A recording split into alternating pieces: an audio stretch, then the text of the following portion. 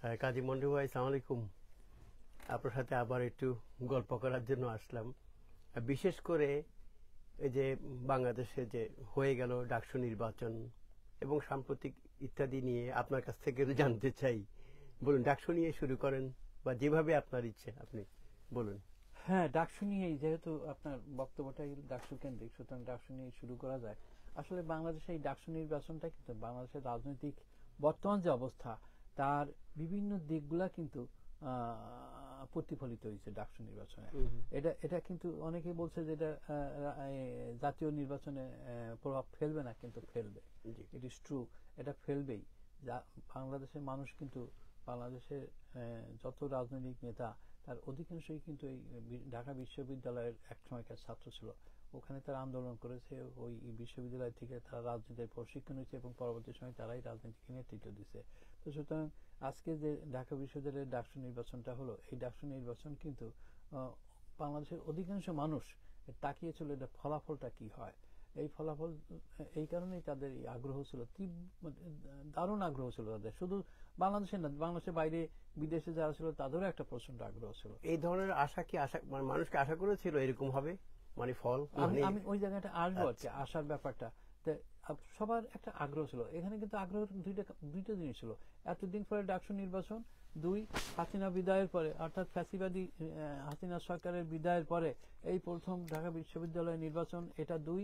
তিন হলো যে আগামী, মানে আসলে বর্তমানে ডাকসুর অবস্থাটা কি এটা মানুষের জানা ছিল না, এটারও জানার একটা আগ্রহ ছিল। ছাত্রলীগ নাই ওখানে, ছাত্রলীগ নিষিদ্ধ, সেই ক্ষেত্রে মাইনাস ছাত্রলীগ বা বিশ্ববিদ্যালয়ের রাজনৈতিক পরিবেশটা কি অবস্থায় আছে। আর তাছাড়া এর থেকে মানুষ আরেকটা জিনিস, সামনে জাতীয় নির্বাচন, মানুষ বোঝার চেষ্টা করছিল যে সামনে যখন নির্বাচন আসতেছে, এই নির্বাচনে কি হতে পারে, ডাকসু থেকেও কিছুটা বোঝা যাবে, এটাও অনেকে মনে করে। নিশ্চয়ই ডাকসুর নির্বাচনে জাতীয় নির্বাচনে এটা প্রভাব ফেলে, তাই? অবশ্যই অবশ্যই। অনেকেই বলছেন, আমি দেখলাম বিএনপি নেতা সালাউদ্দিন সাহেব থেকে অনেকে বলছে যে এটা জাতীয় নির্বাচনের উপর কোনো প্রভাব পড়বে না। আমি মনে করি না। এটা তারা আত্মতুষ্টির জন্য বলতে পারে, যেহেতু তারা হেরে গেছে সেই কারণেই তারা বলতে পারে এই কথাটা, কিন্তু এটা প্রভাব পড়ে, এটা সমস্যায় পড়ছে। অবশ্য আগেকার দিনে দেখা গেছে যে ডাকসু নির্বাচনে যারা জিতছে, বিরোধী শক্তি সবসময় জিতছে, কিন্তু সরকার পক্ষ থেকে কিন্তু ডাকসু সেই ছাত্রলীগ যখন আওয়ামী লীগ ক্ষমতায় ৭৫ সালের আওয়ামী লীগ ক্ষমতায় ছিল, তখন ডাকসুতে যারা ক্ষমতায় ছিল তারা সরকার সমর্থক ছিল। তারপরেও দুই একটা সরকার সমর্থক ছিল, কিন্তু অধিকাংশ সময় কিন্তু ডাকসুতে বিরোধী রাজনৈতিক সংগঠনগুলোরই অঙ্গ সংগঠন হিসেবে যেসব ছাত্র সংগঠন ছিল তারাই জিতেছে। কিন্তু সেই দৃষ্টিভঙ্গিতে দেখলে মনে হয় যে এটার তেমন কোনো প্রভাব পড়বে না, কিন্তু বর্তমান প্রেক্ষাপটে কিন্তু আমরা মনে করি মানুষের মনকে প্রভাবিত করার জন্য, কারণ এখন কিন্তু কেমিস্ট্রিটা, আমাদের মানসিক যে কেমিস্ট্রি, সেই কেমিস্ট্রিটা যে কি অবস্থায় আছে এটা কিন্তু কেউ বুঝতে পারছে না। তো এই ডাকসু নির্বাচনটা এই কেমিস্ট্রিতে একটা ক্যাটালিস্টের ভূমিকা পালন করবে, অনুঘটকের ভূমিকা পালন করবে, অর্থাৎ মানুষকে প্রভাবিত করবে, এটা কম বেশি প্রভাবিত করবে। সিদ্ধান্ত নেওয়ার ক্ষেত্রে এটার একটা মূল্য থাকবে, এটা যে যাই বলুক না কেন। এখন একটা জিনিস মজার ব্যাপার কি জানেন, এবার শিবির ছাত্রদলের যেভাবে প্রচার প্রপাগান্ডা আমরা দেখছি ডাকসুতে, আর শিবিরে যেভাবে দেখছি, শিবির কিন্তু অনেক আগে থেকে খুব নিরবিচ্ছিন্নভাবে কনসিস্টেন্টলি কাজ করে আসছে। ছাত্রলীগের শ্রদ্ধাবরণে তারা ছিল দীর্ঘকাল, এবং ৫ই আগস্টের পরে, তার আগে অবশ্য প্র্যাকটিক্যালি জুলাই ১৫ তারিখ থেকে তারা তাদের ওই ছাত্রলীগের যে আবরণ, এটাকে ত্যাগ করে তারা শিবিরের আবরণটা ধারণ করে। ১৬ই জুলাই থেকে বলা যায় তারা এটা করতে শুরু করে। তারপরে তারা পুনঃ ৫ই আগস্টের পরে এখন সরাসরি ছাত্র শিবিরের ভূমিকাই অবতীর্ণ হলো ঢাকা বিশ্ববিদ্যালয়ে, যেখানে কোনোদিনও শিবির প্রবেশ করতে পারেনি। সেখানে দেখা গেল সাদিক কায়েম সেখানে প্রেসিডেন্ট, নিজে ঢাকা বিশ্ববিদ্যালয় শাখা শিবিরের প্রেসিডেন্ট হিসেবে পরিচয় দিল, আত্মপরিচয় পেলাম আমরা তার। এই অবস্থায় ছাত্রদল কিন্তু তখনও ঢাকা ইউনিভার্সিটিতে নেই বলাই চলে। গত ১৫ বছরে, এই আওয়ামী লীগ যতদিন, ১৫.৫ বছর বলা যায়, আওয়ামী লীগ কি করেছে? আওয়ামী লীগ কিন্তু মুখোমুখি সংঘর্ষে ছিল ছাত্রদল, ছাত্র শিবির না। কারণ ছাত্র শিবির কিন্তু নিজেদের রক্ষা করার জন্য তারা ছদ্মাবরণ, ছাত্রলীগের মধ্যে থেকে কাজ করেছে, বঙ্গবন্ধু জিন্দাবাদ বলে চিৎকার করেছে, মাঠে ময়দানে ছাত্রলীগের মিছিল মিটিং অংশ নিছে। আসলে শিবিরের লোক, শিবিরের লোক, তারা ছাত্রলীগে বিভিন্ন জায়গায় তারা অংশ নিছে। নেওয়ার পরে ফলে তারা বলে তারা একটা কথা বলে, আমরাই তো প্রধান ছিলাম, টার্গেট ছিলাম আওয়ামী লীগে। কিন্তু তারা টার্গেট, আজকে এই স্ট্যাটিস্টিক্স যদি দেখেন, ছাত্র শিবিরের কয়টা লোক মারা গেছে, ছাত্র শিবিরে মারা গেছে জঙ্গি বলে যে কয়টা প্রথম দিকে মারা গেছিল, তারপরে কিন্তু শিবিরের কেউ মারা যায়নি, কারণ তারা তো শিবিরই নাই, শিবির তো সব ছাত্রলীগ, তো ফলে মারা যাবে কি করে? হ্যাঁ, অন দ্য আদার হ্যান্ড ছাত্র দলের সঙ্গে ছাত্র দলের ব্যাপারটা ছিল, সরকারের সরাসরি সরকারের সঙ্গে সংঘাতে লিপ্ত ছিল। সংঘাতে লিপ্ত থাকার পরে তারা কিন্তু বিশ্ববিদ্যালয় থেকে উৎখাত হয়ে গেছিল, একবার পুরোপুরি আপরুটেড হয়ে যায়। আপরুটেড বিশ্ববিদ্যালয়ে তারা ঢুকতে পারেনি। তারা যা পড়াশোনা করছে বাইরে থেকে তারা মেসে থেকে কারো বাড়িতে থেকে তারা পড়াশোনা করছে, বিশ্ববিদ্যালয়ে প্রবেশ তাদের সুযোগ ছিল না। এরপরে যখন 5ই আগস্টের পরে ছাত্র দল তারা নিজেদের গোছানো শুরু করে, কিন্তু গোছানো শুরু করে তাদের মধ্যে নতুন নতুন কর্মীর সঙ্গে যোগাযোগ করা, এইটা তো সময় সাপেক্ষ ব্যাপার, সময় সাপেক্ষে লম্বা সময়ের ব্যাপার। ল্যাক অফ লিডারশিপ আর কি, না, সময়ের ব্যাপার। লিডারশিপটা তো পরে, আর নাই তো তখন লিডারশিপের তো পরে, আগে থাকলে সে লিডারশিপ, তা সেই অবস্থা ছিল না। তবে ছাত্রদলের যে লিডারশিপটা ছিল তারা চেষ্টা করেছে, কিন্তু যেখানে একেবারেই নাই। আর সবচেয়ে শিবির যে টেকনিক্যালি যে মানে একটা কৌশল অবলম্বন করলো, সেটা হলো কি, ছাত্রদলকে তারা ঢুকতে দেবে না। কিভাবে? সাধারণ ছাত্র নামের ছদ্মাবরণে তারা কখনো হয় ছাত্রলীগ কর্মী, কখনো হয় সাধারণ ছাত্র, কখনো যখন যে রূপ ধারণ করার। আমার এক ক্লায়েন্ট খুব চমৎকার কথা বলছে, মনে হয় পারদ দেখছেন, পারদ, কচুর পাতায় পারদ রাখলে কি হয়? তাহলে কি হয় রে ভাই? বলে যে পারদটা দেখবেন যে আপনি টুকরো করে ফেলেন, টুকরা টুকরে যায়, আবার দেখবেন একসঙ্গে জোড়া লেগে যায়। তাহলে ছাত্র শিবির অবস্থা তাই। ছাত্র শিবির কখনো সাধারণ ছাত্র পরিচয় হয়, কখনো তাদের পরিচয় হলো তারা ছাত্রলীগ, যখন যেমন তখন তেমন রূপ ধারণ করে। কোথায়? মিটফোর্ডে স্থানীয় একটা নিজেদের দলাদলি, বিএনপিরই ধরে নিলাম, তারা বিএনপির কর্মী, তাদের দলাদলিতে এক পক্ষকে মার্ডার করে। সেটা ছাত্রদের কি ইস্যু নাকি? সেটা তো ছাত্রদের ইস্যু না। সেই ইস্যুতে ঢাকা প্রথমে নেমে গেল বুয়েট, তারপরে নামলো ঢাকা বিশ্ববিদ্যালয়ের সাধারণ ছাত্ররা, মধ্যরাতে নামলো ঢাকা বিশ্ববিদ্যালয়ের ছাত্ররা, সাধারণ ছাত্র নামদারি শিবিরেরা। আর স্লোগান কি? এমনকি বিএনপি তারেক জিয়ার সঙ্গে কোনো সম্পর্ক নাই, তারেক জিয়াকে কি, তারেক জিয়ার মানে যৌনাঙ্গ পর্যন্ত দিয়ে তারা এই সমস্ত মানে স্লোগান তোলে। কি জঘন্যতম হতে পারে? তো শিবির না খুব ভদ্র, শিবির না খুব মানুষের পরিশীলিত আচরণ বিশ্বাসী, পরিশীলিত ভাষায় বিশ্বাসী, কিন্তু সেই শিবিরের মুখে যেসব স্লোগান মানুষ শুনছে, জানে, এগুলা তো সভ্যতা। আসল চরিত্র হলো ওইটাই হলো তাদের আসল চরিত্র। তারপরে তারা যেভাবে সোশ্যাল মিডিয়াগুলোকে আয়ত্ত করেছে, oh my goodness, it is terrible. তারা বাংলাদেশকে তো দখল করার উপক্রম করে ফেলছে। সোশ্যাল মিডিয়া, টিভি গুলাতে কেন একসময় হচ্ছিল কি, আমি যখন বাংলাদেশ সাংবাদিকতা সেই সুরে মানে 70 দশকের শেষ দিকে এসে, এটা 80 দশকের বিগিনিং এ ওই যে আপনার জার্নালিস্ট ইউনিয়ন, আমাদের জার্নালিস্ট ইউনিয়ন ভেঙে দুখণ্ড হতে হলো। দ্বিখণ্ডিত একটা হলো পুরো আওয়ামী লীগ, আর একটা হলো পুরো বিএনপি। যেটা হলো নামে হলো পুরো বিএনপি, কেন? সেটা হলো আসলে জামাত কম্বিনেশন, ইউনাইটেড ফ্রন্ট, জামাত এবং বিএনপি। জামাত আর বিএনপি নিয়ে হলো পুরো বিএনপি সাংবাদিক ইউনিয়ন। তো এই প্রো বিএনপি সাংবাদিক ইউনিয়নে বিএপিজে বা ডিইউজে, বিএপিজের প্রেসিডেন্ট যদি হয় জামাতি, সেক্রেটারি হয়ে যায় দেখা যায় যে বিএনপি। সংগ্রাম, নতুন নয়া দিগন্ত বা এইসব জায়গা থেকে এসে এইভাবে তারা বিএনপির সাংবাদিকরা তাদের সঙ্গে জোট গঠন করে। এই জোট এখন আমি দেখি যে বাংলাদেশের সাংবাদিকরা যে বিএনপি আর সেই জোটটা কিন্তু এখনো আছে, কিন্তু এই জোটে যারা আছে তারা বিভিন্ন পত্রিকায়, কিন্তু অনেকেই বিভিন্ন পত্রিকায় প্রধান কর্মকর্তা হয়ে পড়ছে। কালবেলা বলেন, যুগান্তর বলেন, এগুলোতে তারা এখন ফেডিটর এইসব বিভিন্ন পদে আছে। আর টিভি গুলোতেও তারা আছে অনেক জায়গায়, কিন্তু তারা সব সাফ করতেছে এখন জামাত ইসলামীকে। এটা একটা এখন টিভি একটা আছে, আমি তাদের খুব সূক্ষ্মভাবে তাদের দেখলাম আর কি, টক শো গুলা কি সুন্দরভাবে, কি দ্রুততার সঙ্গে শিবিরের পারপাস সার্ভ করতেছে, জামাতের পারপাস সার্ভ করতেছে। ও মাই গুডনেস, আমি মানে ভেবে পাই না যে এই দেশটা কে তারা কোন পর্যায়ে নিয়ে গেছে, বাংলাদেশটা কোন দিকে যাচ্ছে আসলে। আমি আসতেছি ওই পয়েন্টে, কিন্তু তার আগে আমি বলি যে এই যে শিবির ছাত্রলীগের মধ্যে কাজ করা, এটার উপরে আমি একটা কথা বলি। 1971 সালে নকশাল মুভমেন্ট ভারতবর্ষের তীব্র আকার ধারণ করে। নকশালি মুভমেন্টরা নকশাল মুভমেন্টটা ভারতে তখন আপনার চারু মজুমদারের নেতৃত্বে বিপ্লবী মাওবাদীরা কলকাতা এবং কলকাতার বাইরে বিভিন্ন শহরগুলোতে তারা ইউনিভার্সিটি কলেজগুলো দখল করে ফেলে। এখানে তাদের প্রভাব, দারুণ প্রভাব। বাংলাদেশেও প্রভাব ছিল, পূর্ব পাকিস্তানের প্রভাব ছিল, বাংলাদেশে ছিল, কিন্তু ওখানকার প্রভাবের ব্যাপারটা এখানকার সঙ্গে একটা ইন্টারেস্টিং দিক হলো, যেটা বাংলাদেশে ঘটেনি, ওখানে ঘটেছিল। সেটা হলো যে যখন তারা একটা সরকারি নিয়ন্ত্রণের বাইরে চলে গেছিল, প্রচন্ড ভাবে তারা তাদের পুরা মধ্যবিত্ত শ্রেণীর মধ্যে তাদের প্রভাব বেড়ে গেছে আর কি। তারা ভাবাদর্শগত হয়ে মানুষকে মন জয় করতে সমর্থ হয়। এই সময় তখন ক্ষমতা ছিল কংগ্রেস, আর তখন কংগ্রেসের গভর্নর ছিল সিদ্ধার্থ শঙ্কর।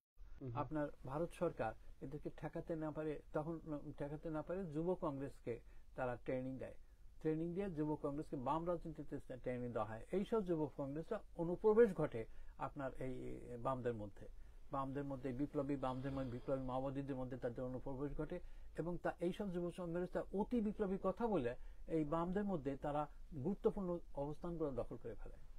অতি বিপ্লবী কথা যদি আপনি বলেন যে ওখানে যে আমাদের শ্রেণী শত্রু খতম করতে, ওরা আর এক দফা আগে যে বলে ওই শ্রেণী শত্রু খতম করে ওকে জবাই করতে হবে আর কি। অর্থাৎ এমন অতি বিপ্লবী কথা বলতে থাকে। সাধারণভাবে হয় কি, যারা বিপ্লবের রাজনীতি করে তাদের মধ্যে একাংশ সবসময় অতি বিপ্লবী ভাবধারাকে সবসময় সমর্থন করে। তা ওই অতি বিপ্লবী কথা বলে তারা কিন্তু এই বিভিন্ন গুরুত্বপূর্ণ স্থানগুলো দখল করার পরে এরা একদিকে যেমন কংগ্রেস, যুব কংগ্রেস বামদের বহু জায়গায় তাদের নেতৃস্থানীয় অবস্থানগুলো নিয়ে নেয়, অন্যদিকে তারা গোয়েন্দা বাহিনীকে, ভারতীয় গোয়েন্দা বাহিনীকে আরেকটা কাজ করে তারা এই যুব কংগ্রেসগুলা এগুলা অতি বিপ্লবী ভূমিকা অবতীর্ণ হয়। যেমন তারা পুলিশ কিলিং, তাদের যা টার্গেট করা লিস্টেড টার্গেট যারা, তাদেরকে সাধারণ পুলিশ তাদের কিল করে যে ওরা শ্রেণীর শত্রুকে হেল্প করতেছে, সুতরাং ওদেরকে হত্যা করে। শ্রেণীর শত্রু বলে তারা গ্রামের জোরদারকে হত্যা করে, শ্রেণীর শত্রু বলে তারা ব্যবসায়ীকে হত্যা করে, শ্রেণীর শত্রু বলে তারা তাদের ভিন্ন মতাবলম্বী বলে যারা তাদেরকে হত্যা করে। এই যে হত্যা রাজনীতির ফলে তারা কিন্তু মানুষের মনের ভিতরে এই বামদের প্রতি একটা ঘৃণা সৃষ্টি করে। যেখানে বামরা মানুষের মনে যে বিরাট স্থান দখল করে নিয়েছিল, সেই জায়গাটা তারা সেখানে ঘৃণা সৃষ্টি করে। ইংরেজিতে একটা কাছে যে সেটা হলো যে if you want to kill your target, give them a bad name, something like that. আমি একটুখানি মনে করতে পারছি না। give them a bad name if you want to kill it. অর্থাৎ এরকম ব্যাপারটা যে আপনি যদি আপনার অনুগত কুকুর, তার ভয়ে চোররা আপনার বাড়িতে আসতে পারে না, তখন ওই চোররা ওই কুকুর তাদের এনিমি হয়ে গেল ওই কুকুরটা, তখন তারা মালিককে যেয়ে বললো যে তোমার কুকুর তো পাগল হয়ে গেছে, তোমার কুকুর এরকম মানুষজনকে কামড় দেয়, মানুষ তো জলাতঙ্ক আক্রান্ত হয়, তোমার কুকুর তো আমাদের জন্য নিরাপত্তার জন্য। প্রতিবেশীরা সবাই এমনভাবে প্রচারটা করায়, প্রতিবেশীরা সব ভয় পেয়ে যায়। প্রতিবেশীরা তখন ওই মালিককে বাধ্য করে ওই কুকুরটাকে হত্যা করতে। কোনো এইভাবেই সেই সময় ওই যে বামদেরকে যখন সাধারণ মানুষ থেকে বিচ্ছিন্ন করা হয়, এইভাবে পুলিশ মেরে, জোরদার মেরে, যে ওরা শ্রেণী শত্রুদের হত্যা করতে হবে এবং এদেরকে ডাকাত বানানো হয়। আর বাংলাদেশ সেই বাম রাজনীতি কি এখন বিরাজ করে না, সেটা বাংলাদেশের প্রেক্ষাপটটা একটা অন্য। তারপরে আপনার সেই বামরা তাদেরকে বিচ্ছিন্ন করার পরে আপনার তারা একদিকে করতেছে এইটা জনগণ থেকে বিচ্ছিন্ন, অন্যদিকে তারা গোয়েন্দা বাহিনীকে সমস্ত ওদের আস্তানাগুলোর খবরাখবর পৌঁছাই দিচ্ছে, কে কোথাও অবস্থান করে, কে কোথায়। তখন সিআরপির উপর দায়িত্ব ছিল এদেরকে নিধন করার বামদের। সিআরপি তখন এই সমস্ত বামদের আস্তানাগুলো আক্রমণ করে, হামলা করে, দখল করে এবং তাদেরকে হত্যা করে। আমি জানি একটা এলাকায় এক নামের এক ব্যক্তিকে সন্ধানে যায় সিআরপি, এবং তাকে না পেয়ে সেখানে 7 জনকে পেছনে 7 জনকেই তারা সেই নামে কিল করে। এইভাবে তারা নকশাল মুভমেন্টকে ঠেকায়। 1971 সালে ভারত এই বাংলাদেশের যে জাতীয়তাবাদী আন্দোলন শুরু হলো, যেটা স্বাধীনতা আন্দোলন যেটা শুরু হয়, এই স্বাধীনতা আন্দোলনে ভারত কিন্তু দুইভাবে লাভবান হয়। কি, একদিকে পাকিস্তান থেকে বাংলাদেশকে বিচ্ছিন্ন করে তারা ডিফেন্সের ক্ষেত্রে অর্থনৈতিকভাবে লাভবান হয়, তাদের নিরাপত্তার ক্ষেত্রে স্ট্র্যাটেজিক্যালি বাংলাদেশ পাকিস্তান থেকে বিচ্ছিন্ন হয়ে তাদের যে আগে একটা দ্বিতীয় ফ্রন্ট ছিল, সেই ফ্রন্ট হিসেবে আর থাকে না, এক। আর দুই হলো যে তারা আর একটা ক্ষেত্রে বিরাট লাভবান হয়, সেটা হলো ওই যে নকশাল মুভমেন্টকে। এই জাতীয়তাবাদীর আড়ালে এত নকশাল হত্যা করছে, মানুষ তখন বাংলাদেশের জাতীয়তাবাদী আন্দোলনে এত ব্যস্ত, এত বেশি এটা নিয়ে বিভোর, ওই যে রাতের অন্ধকারে এসে সিআরপি মেরে টেরে দিত, ওগুলা কিন্তু তখন আর মানুষের কাছে কোনো ফ্যাক্টর হয়ে দাঁড়ায়নি। ফলে নীরবে নীরবে সরকার প্রচুর নকশাল হত্যা করছে এই সময়। কিন্তু এই জাতীয় বাংলাদেশের স্বাধীনতা আন্দোলনের ডামাডোলে মানুষ, সব ভারতের মানুষ তখন 1 কোটি মানুষ তখন ওখানে শরণার্থী, এই নিয়ে মানুষের যে কখন বাংলাদেশের যুদ্ধের গতি প্রকৃতি কোথায় যাচ্ছে এই নিয়ে মানুষ টেলিভিশন রেডিও সব জায়গায় পত্র পত্রিকা সব এইটা নিয়ে ব্যস্ত। আর এই যে বামদের হত্যা করা হয়েছে, এটা মাওবাদীদের হত্যা করা হয়েছে, এটা আর কোনো ইস্যু হয়ে দাঁড়ায়নি। তো এইভাবে কিন্তু সেদিনকার বাম রাজনীতিকে এই যে গুপ্ত রাজনীতির ফলাফল দাঁড়াইছিল সেইটা, এই গুপ্ত ভিতরে অনুপ্রবেশ করে আজকে হাসিনাকে স্বীকার করতেই হবে যে হাসিনার এই ছাত্রলীগের মধ্যে যে শিবিরের অনুপ্রবেশ ঘটছিল, প্রায় 40% শিবির কিন্তু কর্মী এই ছাত্রলীগের মধ্যে অনুপ্রবেশ ঘটে। ঢাকাতে বাইরের কথা আমি বলতে পারবো না, আমি ঢাকাতে আমার যে তথ্যগুলো আছে তাতে দেখা যায় 40% শিবির কর্মী। তারা এই শিবির ছাত্রলীগের মধ্যে থেকে, ছাত্রলীগ ওরা বলে যে আমাদেরকে যেখানে আমরা আত্মরক্ষার জন্য আমরা তাদের সঙ্গে সেদিন ছাত্রলীগে ছিলাম, তাহলে ছাত্রলীগ যত অপকর্ম করছে সেই অপকর্মতে তারা অংশ নিতে বাধ্য হয়েছে, ছাত্রলীগের সঙ্গে যেতে হয়েছে। ছাত্রলীগ নারী ধর্ষণ করছে, তাহলে তারাও নারী ধর্ষণ করছে। ছাত্রলীগ যত রকম অপকর্ম করছে সেই অপকর্মে তাদের অংশ নিতে হয়েছে। আজকে শিবির সেই অপকর্মগুলোকে কিন্তু এইবার যে ডাকসু নির্বাচন হলো, তারা যে অপকর্মগুলো তখন করছে এগুলাকে কিন্তু ব্যাখ্যা কিন্তু তারা দেয় নাই। এই ব্যাখ্যা কিন্তু তারা দেয় নাই, খালি একটা কথাই বারবার বলার চেষ্টা করছে যে তারা ওই সময় আপনার কি বলে আত্মরক্ষার জন্য করেছে। কিন্তু একটা জিনিস, যে আত্মরক্ষার জন্য তুমি তোমার আসল রাজনৈতিক মতাদর্শ, রাজনৈতিক তোমরা আত্মসমর্পণ করছো, ফ্যাসিবাদী রাজনৈতিক দর্শনের কাছে তুমি আত্মসমর্পণ করছো, তোমার নিজের দর্শন ত্যাগ করে তুমি আরেকটা ফ্যাসিবাদী দর্শন যেটা মানুষকে নির্যাতন করে, যেটা মানুষকে নিপীড়ন করে, সেই দর্শনের সঙ্গে তুমি একাত্ম প্রকাশ করছো। তাহলে তুমি কি করে কিভাবে তুমি তোমার সততার দাবি করো? অসম্ভব, এটাকে তুমি সততা বলতে পারো না। তো এই রাজনীতি, এই যে মানে গুপ্ত রাজনীতি, এটা কিন্তু আসলে কিন্তু এক ধরনের সন্ত্রাসী রাজনীতি, যেটা আমি ভারতের ক্ষেত্রে বললাম আর কি। এই কারণে এই অ্যানালজিটা আমি এখানে টানলাম, ব্যাকগ্রাউন্ড নিয়ে আসলে এই অ্যানালজি আর কি, যে অ্যানালজিটাকে আমি টানলাম এই কারণে যে কিভাবে দেখেন একটা বাম রাজনীতি, সৎ বাম রাজনীতিকে মানুষের চোখে কিভাবে অসৎ ডাকাত হিসেবে কিভাবে পরিচয় করছিল সেদিন যুব কংগ্রেস। আজকে এই শিবিরের ছেলেরা ওখানে ঢুকে হাসিনার মানে আমি একটা জিনিস বুঝি না, শেখ হাসিনা বাংলাদেশে তার গোয়েন্দা এত শক্তিশালী, আর এত শিবির ছাত্রলীগের মধ্যে কাজ করলো, আর ছাত্রলীগের ছেলেরা কেউ জানলো না, আর তার গোয়েন্দা বাহিনী কেউ জানলো না, যেখানে শিবিরের ছেলেরা দলবল এখানে অভ্যন্তরে কাজ করতেছে। এটা একটা অদ্ভুত। শেখ হাসিনার আমলে এত মসজিদ মাদ্রাসা বিশাল পরিমাণ, এটা তো আপনি আসতেছি।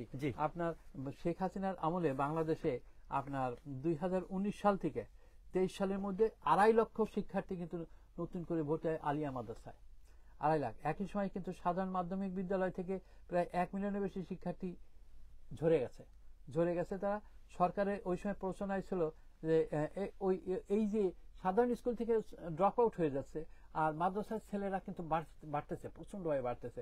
এটাকে হাসিনা সরকার দাবি করতেছিল যে এটা নাকি মানুষের আস্থা অর্জনের ফল। কিন্তু বাস্তবতা কিন্তু ভিন্ন ছিল সেদিন। জামাত কিন্তু অত্যন্ত মানে সুদীর্ঘ লক্ষ্য নিয়ে কিন্তু সে এই সুযোগটা নিচ্ছিল। এই হাসিনা সরকারের যে অবাস্তব পরিকল্পনা, অবাস্তব এই যে পদক্ষেপ, তার সুযোগটা নিচ্ছিল সেদিন জামাত। মাদ্রাসা সেদিনকে 95% আলিয়া মাদ্রাসা, তখন বাংলা, ইংরেজি আর গণিত পড়ালেও মাত্র 10% বিজ্ঞান পড়ানো হইতো। অথচ দেখেন 21 শতকের বাংলাদেশে যেখানে বিজ্ঞানের মানে এই যে মাদ্রাসার শিক্ষাঙ্গনে কিন্তু বিজ্ঞানের চর্চাটা তখন এতটা আসেনি। কিন্তু পরবর্তী সময় এই বিজ্ঞানের চর্চা না হওয়া সত্ত্বেও দেখেন কিন্তু সরকার ওই যে কায়েমি মাদ্রাসার যে এই ছিল আর কি, বোধহয় এটা সম্ভবত এটা বোধহয় ওদের ওই যে ইসলামী আন্দোলনের নেতা মৌলানা ফজলুল করিম, বোধহয় ফজলুল করিম, যে ইসলামী আন্দোলনের নেতা, এরা ওই যে কওমি মাদ্রাসার যে এইটা ছিল, আন্দোলনটা ছিল, সেখানে সরকার স্বীকৃতি দিল এবং তাদের স্নাতকোত্তর তাদের ওই শিক্ষাকে যে পোস্ট গ্রাজুয়েটের মর্যাদা দিল আর কি। এর ফলে হলো কি তারা সর্বত্র মাস্টার ডিগ্রি সমমর্যাদার সুযোগ পায় আর কি। এটাই সম্ভবত এটাই আর কি। আর একটা জিনিস হয়েছে আপনার কোভিডের সময় একটা জিনিস ঘটনা ঘটছে। কোভিডের সময় গত মাত্র কয়েক বছর আগে এই যে এত ছাত্রছাত্রী শিবির হলো কি করে, কোভিডের সময় অধিকাংশ স্কুল তো বন্ধ ছিল, কিন্তু মাদ্রাসাগুলো বন্ধ থাকেনি। এই একটা অদ্ভুত ব্যাপার। আর মাদ্রাসার এডুকেশনটা কিন্তু এই এমনি জেনারেল স্কুলের থেকে ওদের এই এডুকেশন কস্ট কিন্তু খুব কম হওয়ার ফলে অধিকাংশ গ্রামের মানুষের, সাধারণ মানুষের ছেলেমেয়েরা কিন্তু মাদ্রাসায় ভর্তি করছে বেশি। আর কোভিডের সময় এই স্কুলগুলো বন্ধ থাকার ফলে এইসব ছেলেপেলেরা হাই স্কুল ছেড়ে মাদ্রাসাতে ভর্তি হয়েছে, অনেক মাদ্রাসার সময়। আর মাদ্রাসায় গরিব মানুষের ছেলেপেলেরা যেহেতু চিপ, কস্ট খুব চিপ, সেই কারণে তারা মাদ্রাসার দিকে ঝুঁকে পড়ছে। তা আপনার এই যে 2023 সালে মাদ্রাসার শিক্ষার সংখ্যা দাঁড়িয়েছিল 41 লক্ষাধিক। বাংলাদেশের সবচেয়ে বেশি মাদ্রাসার ছাত্র ছিল 2023 সালে। এইটা কিন্তু একটা সাংঘাতিক ব্যাপার যে 2009 সাল থেকে 2023 সাল পর্যন্ত দেখা গেছে আপনার 2019 থেকে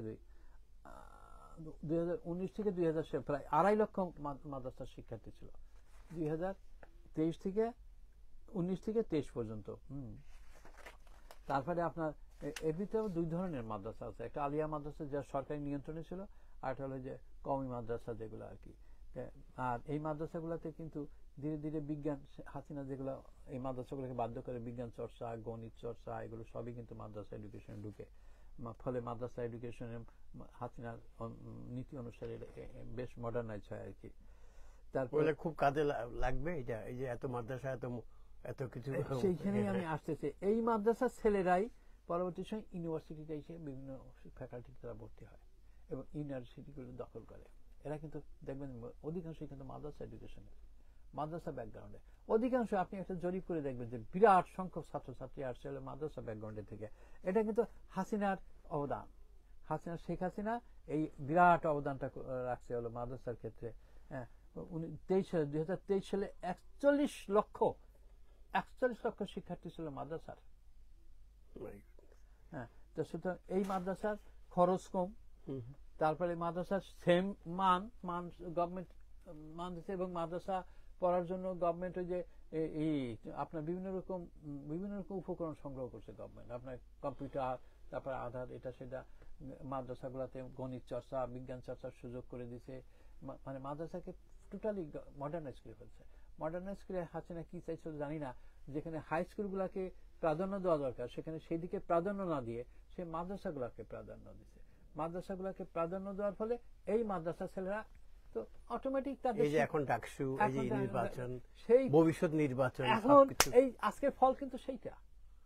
এই যে হাসিনা যে মাদ্রাসা যে এই এডুকেশনটাকে যেভাবে প্রসার ঘটায়, বিস্তার ঘটায়, তারই ফলাফল কিন্তু এখানে। এবার কি ভবিষ্যতে এই যে মানে জামাত ইসলামী এবং আওয়ামী লীগ বা ছাত্রলীগ একসাথে সব কি কাজ করবে, মানে কি মনে হয়? মানে আমার মনের ভিতরে আমি ডাকসুতে তাই প্রমাণ হলো। ডাকসুতে এত ভোট কিভাবে পেল তাহলে ওরা? এইখানেই যে আজকে এই যে ছাত্রলীগের ছেলেদের সঙ্গে যে শিবিরের ছেলেরা একসঙ্গে উঠা বসা করছে, তাহলে ওই ছাত্রলীগের ছেলেরা তো এদের বন্ধু বান্ধব, এদেরই বন্ধু বান্ধব, এদের সঙ্গে উঠা বসা সব কিন্তু এখনো আছে। ছাত্রলীগ কয়টা ছেলে পালাই থাকে, কয়টা ছেলে এই যে ঢাকা শহরে এখানে ওখানে ঝটিকা মুভমেন্ট হয়, এটা হয় ছাত্রলীগের ছেলেরা সেখানে যায়, তাহলে ছাত্রলীগের ছেলেরা তো শহরেই আছে, মানুষের মধ্যেই আছে, সব জায়গায় আছে। এই শিবিরের ছেলেরা যারা তাদের বন্ধু বান্ধব ছিল, একসঙ্গে যারা ছিল, তাদের সঙ্গে তাদের ঘনিষ্ঠ যোগাযোগও আছে। এই ছেলেরা আজকে অনেকেই মনে করে, আমি অনেকের কাছেই শুনেছি, ছাত্রলীগের ছেলেরা ভোট দিছে শিবিরের প্যানেলে। অবশ্যই এটা তো আর মানে বলার অপেক্ষা রাখে না, তাই কারণ একদিকে তাদের সম্পর্ক, আর দুই দিকে পলিটিক্যাল স্ট্যান্ড। পলিটিক্যাল স্ট্যান্ড কি, শেখ হাসিনা আমার যতদূর মানে আওয়ামী লীগের পলিটিক্যাল স্ট্যান্ডটা হচ্ছে যে যদি শিবিরে ছাত্রলীগ ভোট দেয় এবং শিবির যদি আসে এবং এই শিবিরের ডাকসু দখল এবং অন্যান্য ইউনিভার্সিটির ক্যাবিনেটগুলো দখল করার ফলে যদি ভবিষ্যতে রাজনৈতিক ক্ষেত্রেও এর প্রভাব পড়ে এবং আগামী জাতীয় নির্বাচনে যদি জামাতিরা আসতে পারে, তাহলে আজকে হাসিনার ক্ষমতা আসার সম্ভাবনাটাকে ত্বরান্বিত হয়। অনেকে মনে করা হতো যে বাংলাদেশের নির্বাচন যখন হবে হয়তো 5% জামাতিরা ভোট পাবে, কিন্তু এখন কি মনে হচ্ছে কি অনেক কিছু ডাকসু নির্বাচনেও তাই মনে করতো সবাই। ডাকসুতে আমরা দেখলাম যে ছাত্র দলের যে ছেলেটা ভিপি ছিল, ওই যে ও কিন্তু সাংঘাতিক পরিশ্রম করেছে, ভয়ঙ্কর, কিন্তু কয়টা ভোট হয়েছে? ওরা 100 পাইলে ও 50 ওরা 100-তে ও 50। তাহলে কোন পর্যায়ে আছে ওদের অবস্থানটা? সেটা জাতীয় নির্বাচনের ক্ষেত্রে অনেক জায়গায় এরকমই ঘটনা ঘটবে। আচ্ছা, একটা প্রশ্ন করি, যে যে বাংলাদেশে মানে লেটলি যেসব নির্বাচন হয়েছে প্রচুর অনিয়ম হয়েছে, কারচুপি হয়েছে, এবারে এটা নিয়ে, এই যে ডাকসু নিয়ে অনেকেই আলোচনা করছে যে এখানে কোন রকম কিছু হতে পারে। অবশ্যই, কারণ আজকে শিক্ষকরা যেমন ওই যে ছাত্রদলের ভিপি প্রার্থী ছেলেটা অভিযোগ করছে, বারবার অভিযোগ করছে যে 2009 সাল থেকে 2024 সালের হাসিনার পতন পর্যন্ত প্রায় 65% যত শিক্ষক নিয়োগ করা হয়েছে সবই দলীয় বিবেচনায় নেওয়া হয়েছে। মিনিমাম হলেও 65% দলীয় বিবেচনায় নেওয়া হয়েছে। এখানে তাদের শিক্ষাগত মান কতটুকু এগুলো দেখা হয়নি। দেখা হয়েছে যে তারা দল করে কিনা, সেইভাবে করে এই নিয়োগগুলো দেওয়া হয়েছে। এই শিক্ষকরা তো মানে আওয়ামী লীগ সরকারের প্রতি অনুগত ছিল, কিন্তু এখন তারা অনুগত কার? তারা কিন্তু বিএনপির না। কারণ আওয়ামী লীগ কিন্তু বিএনপিকে প্রধান শত্রু মনে করে, জামাতিকে না।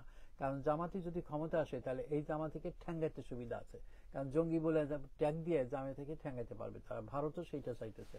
ভারত চাইতেছে যে জামাত যদি ক্ষমতা আসে তাহলে জঙ্গি ট্যাগ দিয়ে জামাতের আন্তর্জাতিকভাবে বিচ্ছিন্ন করতে তাদের জন্য সুবিধা হবে, স্ট্র্যাটেজিক্যালি সুবিধা হবে। স্ট্র্যাটেজিক পয়েন্ট অফ ভিউ থেকে তারা জামাতকে সমর্থন করে। জামাত ক্ষমতায় থাকুক, তাদের সঙ্গে সম্পর্ক উন্নয়ন করুক, এই জন্য না।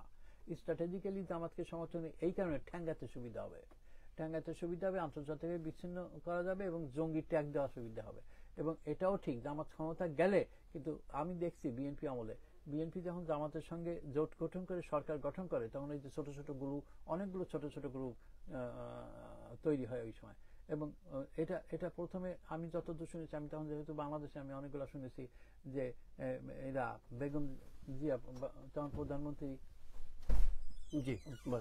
প্রধানমন্ত্রী বেগম খালেদা জিয়ার কাছে অভিযোগ দেওয়া হতো, কিন্তু বেগম খালেদা জিয়াকে জামাতি মন্ত্রী ছিল, দুই মন্ত্রী ছিল জামাতির, এবং জামাতিরা তখন বেগম জিয়াকে, শেখ হাসিনার সাথে তো উনি লং ড্রাইভও করে গিয়েছিলেন হয়তো গোলাম আজমের সাথে। সেই সময় কিন্তু জামাতিরা ওই যে ছোট ছোট যে গ্রুপ, মানে এই যে সন্ত্রাসী গ্রুপগুলা, মুসলিম ইসলামিক সন্ত্রাসী গ্রুপগুলো গড়ে উঠতো, এগুলো কিন্তু ওরা সবসময় কাভার দেওয়ার চেষ্টা করতো, যে কারণে বিএনপি সরকার কোনো অ্যাকশন কোনোদিন নিতে পারেনি। কিন্তু যেদিনকে ওই যে 64টা জেলায় যে প্রথম বোমা পড়লো আর কি, তখনই জানা গেল বাংলাদেশে এই গোপন ইসলামী সন্ত্রাসী সংগঠনগুলো কিভাবে গড়ে উঠতেছে জামাতের প্রশ্রয়ে। তারপরে তো অনেকগুলো এখনো বোধহয় ব্যান্ড আছে, অনেকগুলাই বোধহয় ব্যান্ড আছে। তো এই অবস্থায় বাংলাদেশে কিন্তু আপনার জামাতিরা যদি ক্ষমতা আসে, অ্যাবসলুট ক্ষমতা যদি পায়, এরকম ছোট ছোট সন্ত্রাসী সংগঠন কিন্তু একটা নয়, কয়েকশো সংগঠন গড়ে উঠবে। দেখবেন আপনি অনেক সংগঠন, জাতীয় আন্তর্জাতিক সন্ত্রাসী গ্রুপগুলো গড়ে উঠবে, এবং বাংলাদেশের রাজনীতিকে কিভাবে ওরা ক্ষতবিক্ষত করে এটা আগামী দিনে দেখা যাবে। এটা হলো একটা দিক। আর দ্বিতীয় দিক হলো বিএনপি। এখন কথা হলো যে তাহলে বিএনপির ভবিষ্যৎ সেটাই আসতেছে। তারপরে হলো বিএনপি তো 5ই আগস্টের বিএনপি আন্দোলন করছে, আওয়ামী লীগের সঙ্গে মুখোমুখি লড়াই করছে 15টি বছর। আওয়ামী লীগের হাতে মার খাইছে, বিএনপি বেশি মারা গেছে, আওয়ামী লীগের মামলা খাইছে, হাজার মামলা গেছে, কত লক্ষ, 12 লাখ না কত লাখ মামলার কথা বলে বিএনপি নেতারা। কিন্তু বিএনপি 5ই আগস্টের পরে ধারণা করে যে বাংলাদেশে আওয়ামী লীগের পরেই হলো বিএনপি, সুতরাং বিএনপির জন্য তো মাঠ খোলা, আগামী দিনে নির্বাচন হলেই বিএনপি ক্ষমতা চলে যাবে। এখন দেখা যাচ্ছে যে এই যে বিএনপির যে ধারণা, ডাকসু কেন্দ্রিক একই রকম ধারণা ছিল, কিন্তু সেখানে দেখা গেল তারা যে ভরাডুবি, তাদের নির্বাচনে যে ভরাডুবি হয়, এর থেকে আগামী দিনে নির্বাচনে কি হবে এটা কিন্তু আনসার্টেন হয়ে গেল, অনেকটাই আনসার্টেন। যারা বিএনপি সমর্থক তারাও কিন্তু এখন মনে মনে শঙ্কিত যে আসলে আগামী দিনে জাতীয় নির্বাচনে কি হয়, কি ঘটে। যদি ইসলামপন্থীরা সব দলবদ্ধভাবে, ঐক্যবদ্ধভাবে এই মাঠে নামে, এবং তাদের যে কৌশল, তাদের যে অত্যাধুনিক কৌশল, এবং তাদের ভিতরে যে ঐক্য, এইটা বিএনপির ভিতরে এত প্রচন্ড অনৈক্য সহ, বিএনপি তো নেতৃত্বহীন একটি, ল্যাক অফ লিডারশিপ, বিএনপির কোনো নেতাই নেই। তারেক জিয়া উনি তো ভিডিও কনফারেন্স করে, ভিডিও কনফারেন্স লিডার, উনি হলো ভিডিও কনফারেন্স লিডার। তা ভিডিও কনফারেন্স লিডার বাংলাদেশের মতন সবচেয়ে সচেতন একটা গোষ্ঠী, জাতি, সেই জাতিকে ভিডিও কনফারেন্সের মধ্যে উনি নেতৃত্ব দেবেন। গত 1টি বছর চলে গেছে, কিরণ, ব্যাপার হলো কি, বাংলাদেশের কথা প্রেক্ষাপটই ধরি, অন্য দেশের কথা বাদ। বাংলাদেশে আপনার ঝুঁকি না নিয়ে কোন নেতার সামনের কাতারে আসছে? বাংলাদেশের জন্মের আগে শেরে বাংলা ফজলুল হক বলেন ঝুঁকি নিয়ে রাজনীতি করেছে। মৌলানা ভাসানী ঝুঁকি নিয়ে কতবার জেলে গেছে, জেলেতে বেড়েছে, কতবার ঝুঁকি নিয়ে রাজনীতি করেছে মৌলানা ভাসানী। শেখ মুজিবুর রহমান ঝুঁকি নিয়ে রাজনীতি করেছে। শেখ মুজিবুর রহমান ঝুঁকি নিয়ে আগরতলা কনস্পিরেসিতে তার ফাঁসি হয়ে যেত যদি ওই সময় গণ অভ্যুত্থান না হতো। ওই সময় যদি সারা দেশ জুড়ে যদি অভ্যুত্থান না হতো, তাহলে শেখ মুজিবের আগরতলা কনস্পিরেসিতে ফাঁসি হয়ে যেত। এই ঝুঁকি নিয়ে তারাও তো রাজনীতি করেছে। আর আপনার তারপরে শেখ মুজিবের মৃত্যুর পরে জিয়াউর রহমান ক্ষমতায় আসছে, তাকেও তো ঝুঁকি নিয়ে ক্ষমতায় আসতে হয়েছে।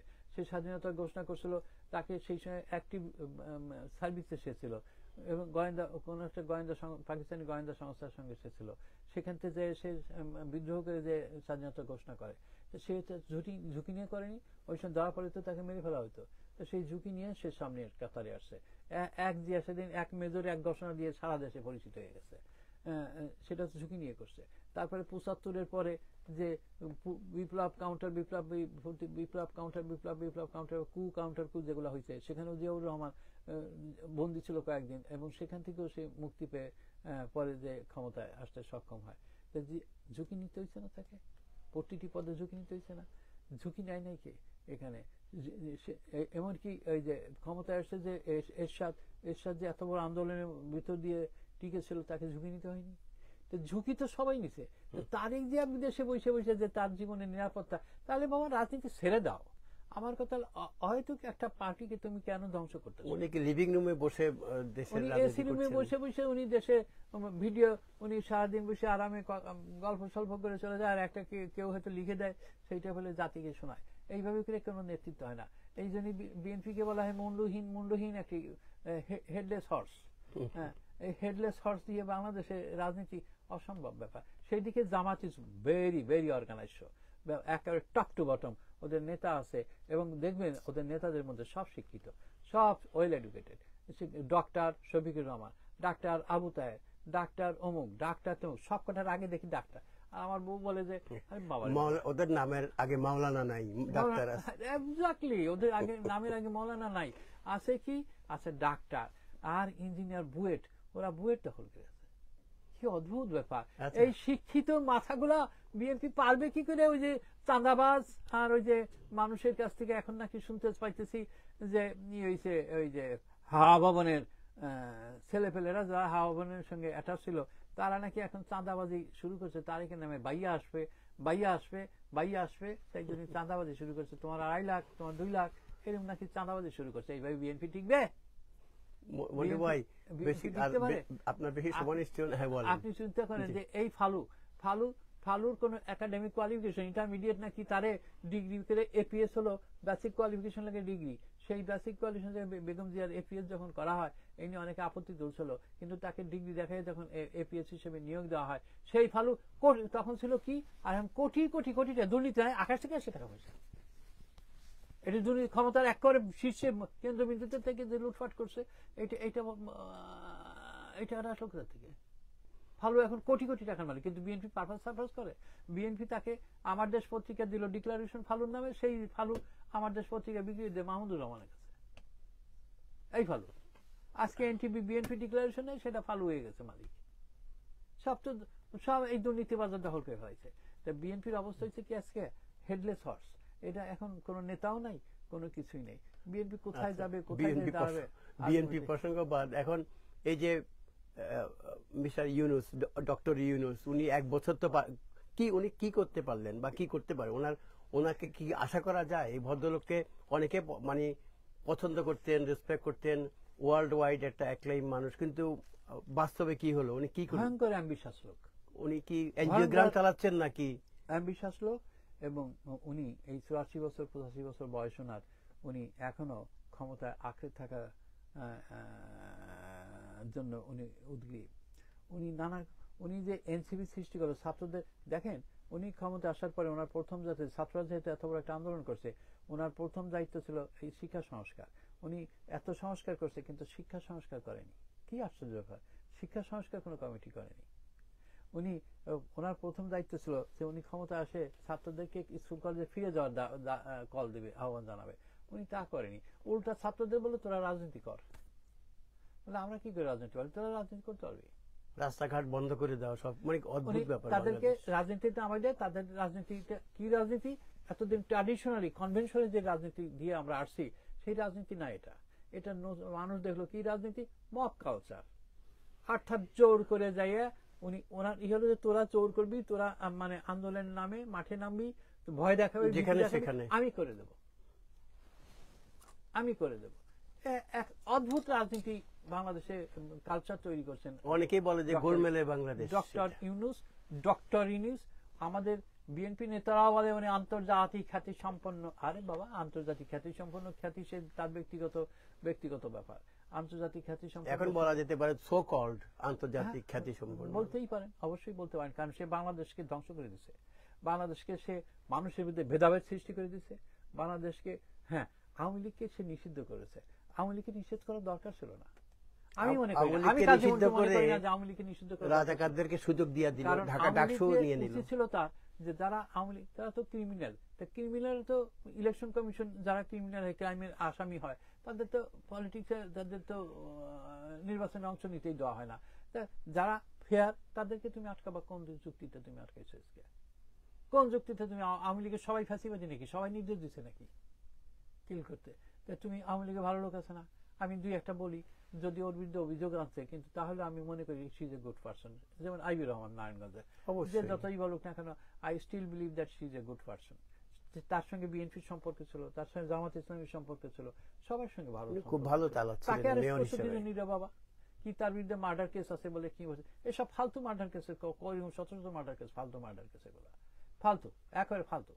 এখন কথা হলো কি যে আজকে আওয়ামী লীগের যারা সমর্থক তারা দেশের নাগরিককে ভাই, এদেশের নাগরিক, তাদের তুমি ছুড়ে ফেলা যাবে? বঙ্গোপসাগরে ফেলাই দিবা? তুমি তুমি জোয়ারে এখনো টিকে আছো, তারপরে দেখো জোয়ারে কোথায় ভাইসা যাওয়া তুমি। আগামী দিনে ডক্টর ইউনূস সাহেব, আপনার জন্য মেসেজ ভালো না। এদেশের মানুষ এখনো কিন্তু ওই যে ঘূর্ণাবর্ত দেখছি আমি, পানিতে তাকালে যে জায়গায় নিচের দিকে যদি কোনো পানি, কোনো প্রবাহ থাকে, তাহলে উপরে একটা ঘূর্ণাবর্ত তৈরি হয়। সেখানে ওই ঘূর্ণাবর্তে যে কোনো জিনিস ভাব করে ঢুকে ভিতরে চলে যায়। এই ইউনূস সাহেব এখন ঘূর্ণাবর্ত তৈরি করতেছে, জনগণের কমিউনিটি এটা থেকে যেভাবে বিভেদ সৃষ্টি করতেছে, যেভাবে এই যে মানে ইসলামপন্থীদেরকে যেভাবে মদত যোগাইতেছে, তাদেরকে সামনে আনার যে চেষ্টা করতেছে, আমি জানি না ওদের সঙ্গে, আমার যতদূর মনে হয় জামাতে ইসলামী, যে এনসিপি, এদের সঙ্গে তার একটা গোপন আতাত আছে যে এরা যদি ইলেকশনে জিতে তাহলে উনি প্রেসিডেন্ট হবেন। তা না হলে উনি সুকৌশলে তাদেরকে সামনে আগামী নির্বাচনে আনার জন্য উনি বহু রকমের পরিকল্পনা করতেছে। আগামী নির্বাচনের জন্য তারা আসতে পারে, তাহলে লন্ডনে যখন তারিকদের সঙ্গে দেখা করে, এখানে জামাত ইসলামী গোসা করে, যেমন হাজব্যান্ড কোনো কিছু করলে পর বউরা যেমন গোসা করে, জামাত ইসলামী গোসা করলো। এটা একটা অদ্ভুত ব্যাপার, রাজনীতিতে এটা ভিন্ন কালচার। গোসা করলো জামাত ইসলামী, যে তুমি লন্ডনে দেখা করে তুমি ওখানে ঘোষণা দিলা, তোমার দরকার ছিল সবার সঙ্গে আলোচনা করে তুমি, সেটা তো তার সব ব্যাপারে তার এখতিয়ার আছে, আর এটা তার এখতিয়ার নাই। ওখানে একজনের সঙ্গে সে কথা বলবে না বলবে সেটা তার এখতিয়ার নাই। সে ওখানে বসে কি ঘোষণা দিচ্ছে, বলছে যে যদি এটা নাই এটা হইতে পারে, যদি মানে সাবস্টেন্সিয়াল প্রোগ্রেস যদি অর্জন করা যায় তাহলে ফেব্রুয়ারিতে ইলেকশন হইতে পারে। এটা দ্যাট ওয়াজ ইলেকশন কি হবে ফেব্রুয়ারিতে? হবে ফেব্রুয়ারিতে ইলেকশন এখন হবে। এখন হবে কেন? জামাতিরা ডাকসুতে বিজয় অর্জনের পরে হওয়ার সম্ভাবনা বেড়েছে। ডাকসুতে ওরা জিতার পরে তারপরে যদি আরো ইলেকশন গুলাতে ওরা জিতে, তাহলে ইলেকশন 100% হবে। বরং বিএনপির জন্যই আতঙ্ক, তখন বিএনপি ভাবে যে ইলেকশন করা ঠিক হবে। আওয়ামী লীগ তো থাকবে না পার্টি হিসাবে, কিন্তু ওরা কি স্বতন্ত্র হিসাবে করতে পারবে না, ভোট করতে পারবে না? এইটাও ইউনূস সাহেবের উপরে নির্ভর করে। ইউনূস সাহেব মা বাপ, এখন দেশের মা বাপ, দেশের ঈশ্বর। যখন ইউনূস সাহেব জানি না উনি কি করতে যাচ্ছেন, উনি মানে ওনার পরিকল্পনা কি জানি না। উনি তো কারোর সঙ্গে খোলামেলা কথা বলেন, উনি খালি শোনে। ওনার যে প্রেস সেক্রেটারি, আমি তারা চিনিও না, হাত পা শুধু ছাড়ে দেখি কথা বলে। সেক্রেটারি সম্পর্কে সে নাকি সে এপি সাংবাদিক ছিল, একটা international news media, news agency. এপিতে সাংবাদিক, এএসপিতে আগে আমাদের তাহবুর ভাই কত ডিগনিফাইড সাংবাদিক ছিলেন। তাহবুর ভাই ছিল, দীর্ঘকাল ছিল, তাহবুর রিটায়ার করাইছে, আসছে। ও আসছে, ও কিভাবে আসছে, তার আগে কোথায় ছিল, এবার আমার কিছু জানা নেই। আমি 91 থেকে বাংলাদেশের, 93 থেকে বাংলাদেশের বাইরে আমি, সুতরাং আমার জানা নেই আর কি। আমি বাংলাদেশে ধরেন নিউ নেশনের চিফ রিপোর্টারি করছি 10 বছর, তার আগে হলিডেতে ছিলাম 5 বছর, তার আগে আমি তারপরে আমি মর্নিং সান, মর্নিং সানে আমি সিটি এডিটর, তারপরে আমি টেলিগ্রাফের সিটি এডিটর, এরপরে আমি এখানে আসছি। আর বিদেশি পত্রিকারও ছিলেন, খালিস্তান আপনার ওদের বাংলাদেশ স্টিঙ্গার ছিলাম আমি, ইকোনমিক এন্ড পলিটিক্যাল উইকলির করেসপন্ডেন্ট ছিলাম বাংলাদেশে, এগুলো ছিলাম আমি। কিন্তু কথা হলো যে ডক্টর ইউনূসের যে প্রেস সেক্রেটারি, মানে অদ্ভুত ব্যাপার, এটা প্রেস মানে সেক্রেটারি কোত্থেকে আসলো? প্রেস সেক্রেটারি চাকরি করেন, কিন্তু উনি যেভাবে কথা বলেন উনি তো উপদেষ্টা থেকে অথরিটি দিয়ে কথা বলছেন না? অবশ্যই উনি তো উনি কি, আমি জানি না উনি সাংবাদিক হিসেবে এই ডিফারেন্সটা বুঝেন কিনা, যে একজন চাকরিজীবী প্রেস সেক্রেটারি আর একজন উপদেষ্টার ডিফারেন্সটা কি, এটা আমার মনে হয় না উনি বোঝেন। উনি যেভাবে বলেন, আমি বলছি প্রেস সেক্রেটারি কি বলবে আমি এগুলো বুঝি না। উনি প্রেস সেক্রেটারি ডিফারেন্সটা ওনার বোঝা, যার যেমন উপদেষ্টা, প্রধান উপদেষ্টা, তেমন তার প্রেস সেক্রেটারি, তেমন তার উপদেষ্টা। হোয়াইট হাউসে এই যে প্রেস সেক্রেটারি কথা বলে, কি স্মার্টলি কথা বলে, কিন্তু জেনে শুনে কথা বলে, আর উনি হাত পা ছাড়েন ওই ভদ্রলোক বাংলাদেশের। উনি যেভাবে সাংবাদিকদের গালিগালাজ করে, মাঝে মধ্যে সাংবাদিককে যেভাবে ছোট করে দেখে, সেই মানে গাড়ি, আপনার মনে হয় যে উনি একটা বিশাল ব্যক্তিত্ব, আর সাধারণ সাংবাদিকরা সমস্ত অশিক্ষিত অর্ধশিক্ষিত লোকেরা এই পেশাতে সাংবাদিকতা করতেছে। কাজী মন্টু ভাই, আজকে তো আপনি মহা ব্যস্ত থাকেন, তার মধ্যে এই ফাঁকে যে সময় দিলেন, আপনাকে ধন্যবাদ দিয়ে খাটো করতে চাই না দাদা। আপনি ভালো থাকেন, মাঝে মাঝে আপনাকে ধরবো এবং আপনার সাথে কথা বলবো। কাজের মধ্যে থেকে আসলে যতটুকু পারছি আমি আপনার সঙ্গে কথা বলছি। আমি তো ধরেন প্রবাসে থাকলেও বাংলাদেশের ইস্যু নিয়ে আমারও নিজে সবসময় আগ্রহের শেষ নেই না, প্রতিটা বিষয়ে আমি লক্ষ্য রাখার চেষ্টা করি, যদিও সময় দিতে পারি না, তারপরেও যতটুকু। দেশ থেকে তো ভালোবাসতেই হবে, অবশ্যই মনে রাখতে হবে। এখন ইউনূস সাহেবের অধীনে বাংলাদেশ কিন্তু আজকে সবচেয়ে বড় ক্যাজুয়ালিটি হবে অর্থনীতি। আমরা রাজনীতির কথা বলি, রাজনীতি নিয়ে ঘন ঘন আলাপ আলোচনা করি, কিন্তু বাংলাদেশের অর্থনীতির অবস্থা খুবই খারাপ। বাংলাদেশের অর্থনীতিতে আপনি চিন্তা করবেন না যে হাসিনারা কোটি কোটি টাকা লুটপাট করে নিয়ে গেছে, কিন্তু এই ইউনূসের আমলে যেভাবে লোন টোন দেওয়া হইতেছে, 50 কোটি 100 কোটি 150 কোটি টাকা লোন যেভাবে দিতেছে, আই এম নট শিওর যে আসলে এই গভর্নমেন্ট মানে ভবিষ্যৎটা কি হবে বুঝতে পারছি আমরা। ভবিষ্যৎ নেই, গভর্নমেন্ট আসলে দুর্নীতি কোন পর্যায়ে নিয়ে ভবিষ্যৎ যে সরকার আসবে তারা এই দুর্নীতিকে রোধ করতে পারবে। আর জামাত বলছে তারা দুর্নীতি রোধ করতে পারবে, তাদের প্রধান সংগ্রাম হলো দুর্নীতির বিরুদ্ধে। বাংলাদেশের মানুষ দুর্নীতি একটা জিনিস এখানে শেষ পর্যায়ে আমি শেষ করি, এই যে জামাত বলে যে তারা ইসলামিক সুরা কায়েম করবে, কিন্তু বাংলাদেশের মানুষ, আপনি রাস্তা থেকে 10টা লোক ডেকে নিয়ে এসেন তো আমার অফিসে, নিয়ে প্রত্যেকটা লোক, ভাই ইসলামিক সুরা বুঝো তুমি কি, সুরা কি জিনিস, ইসলামিক সুরাটা কি জিনিস, আপনি দেখবেন যে হ্যাঁ ইসলামিক কি হলে তো ভালোই হয়, কিন্তু কি ভালো হয় এটা কিন্তু কেউ জানে না। হ্যাঁ, কেউ জানে না। সুতরাং তারা মানুষকে আসলে কোন অন্ধকার গহ্বরে নেওয়ার কথা চিন্তা করতেছে করবেন। তবে একটা জিনিস জামাতের বোঝা উচিত, জানা উচিত, যে আজকে জামাত যে পরিবেশে কাজ করার স্বাধীনতা সুযোগটা পাচ্ছে, এই পরিবেশটা কিন্তু 5ই আগস্টের পরে সৃষ্টি, কিন্তু এটি ব্যাপারটা এরকম না। আন্তর্জাতিক ক্ষেত্রে যে ওয়ার অন টেরর যেটা ছিল সেটা এখন ইফেক্টিভ নাই কোথাও। নাহলে জামাতের সংগঠন মোনা এখানে যেভাবে অ্যাক্টিভিটি করে, যে প্রকাশ্যভাবে মোনা কাজ করতেছে, যেভাবে মোনা টাকা পয়সা উঠায়, যেভাবে মোনা বাংলাদেশে টাকা পাঠায়, মোনা যেভাবে প্রসারিত হচ্ছে, মেয়েদের ভিতরে ঘরে ঘরে যেভাবে পাবলিসিটি করতেছে, এটা করার সুযোগ পাইতো না। মোনা সম্পর্কে কথা বলতে আমি বাধ্য হচ্ছি একটা কারণে, যে আজকে জামাতের বাংলাদেশে যে বিস্তার প্রসার করতেছে, মোনার এই প্রসার বিস্তারের সঙ্গে কিন্তু এটা কানেক্টেড। সেই কারণে আমি বলতেছি, এদেশে আমরা যারা এই দেশে থাকি, আমাদের এইসব ব্যাপারে সচেতন থাকতে হবে। যেমন আমি একটা কথা বলি, এই যে হলগুলাতে শিবিরের ছেলেরা থাকে, শিবিরের ছেলেরা ভোরে উঠে অন্যান্য ছেলেদেরকে ভোরে উঠে তাদের ঘরে নক করে নামাজ পড়তে বলে, ইসে যেতে বলে। আপনি যদি ছাত্র ইউনিয়নে বাম সংগঠন করেন, আপনি আর একটা আপনার প্রতিবেশী ছেলের কাছে যে বলবেন, এই ভাই তুমি এখন উঠে বাম রাজনীতি করো, তা তো বলতে পারবেন না। কিন্তু ওরা তো আসে ইসলামের নাম দোহাই দিয়ে এটা বলে দিয়ে তাদেরকে ভিড়ায় তাদের সঙ্গে। বেড়ায় আস্তে আস্তে তাদের রাজনীতি করার সুযোগ পায়। এই যে বিল্ট ইন যে অ্যাডভান্টেজটা, এটা তো অন্যদের নাই। এই ইসলামকে ব্যবহার করে রাজনীতি, জোর করে চাপিয়ে দেয়া এই ব্যাপারটা। ইসলামেরও 12টা বাজে, ইসলাম সম্পর্কে মানুষের ধারণা উল্টে যায়। আমার জীবনে আমি যখন অনিসনে সিটি এডিটরি করি, তখন আপনার সিটি এডিটর, তখন আমরা রাত্রে একদিনকার 2টার সময় আসতেছি মাইক্রোবাসে, আমরা 4 জন ছিলাম সাংবাদিক। তা আমি দেখি কি ওই নয়াপল্টনের ভিতরে একজনকে নামাই দিয়ে আমাদের মাইক্রোবাসটা আসতেছিল। এই সময় দেখি একটা পুলিশ, মোস্ট লাইকলি রোজার মাস ছিল এটা, মোস্ট লাইকলি, যতদূর সম্ভব আমি একটু ভুলে গেছি, রোজার মাসই ছিল। এক মৌলানা সাহেব, দাড়িওয়ালা এক মৌলানা, ওই পাঞ্জাবি পায়জামা পরা মৌলানা, সাদা পাঞ্জাবি পায়জামা পরিহিত মৌলানাকে হ্যান্ডকাপ দিয়ে পুলিশ, 5-6টা পুলিশ তাকে ধরে নিয়ে যাচ্ছে। তো আমার কাছে খুব খারাপ লাগছে। আমি মাইক্রোবাস থামাইয়ে, যেহেতু আমাদের সামনে সাংবাদিক ট্যাগ আছে, তাই সুতরাং আমি নাইমে আমি পুলিশকে জিজ্ঞেস করি, আপনারা, নিজের পরিচয় দিয়েই বললাম যে আপনারা ওরা এইভাবে করে নিয়ে যাচ্ছেন কেন? তো বলে, স্যার ও কি করছে জানেন? পুলিশরা খুব দেখলাম খুব মানে রেসপেক্টফুলি কথাগুলো বলতেছে, যে রাস্তায় 1 বিঘার সেই মহিলার যে জড়াই ধরছে, ওরা এই রাত 2টার সময় যে সেই মহিলার জড়াই ধরছে, বলে এখন বলেন তারে কি করবো? জিজ্ঞেস করলাম আমরা, এই পুলিশ কি বলে? সত্য কথা বলে না, চুপ করে মাটির দিকে তাকে। এই তো অবস্থা। এনিওয়ে, এটা হচ্ছে এই বাংলাদেশের একটা চিত্র। মন্টু ভাই, খুব ভালো লাগলো আপনার মানে সময় দিলেন, আর যারা দেখলেন তাদেরকে অনেক অনেক ধন্যবাদ সময় দেওয়ার জন্য।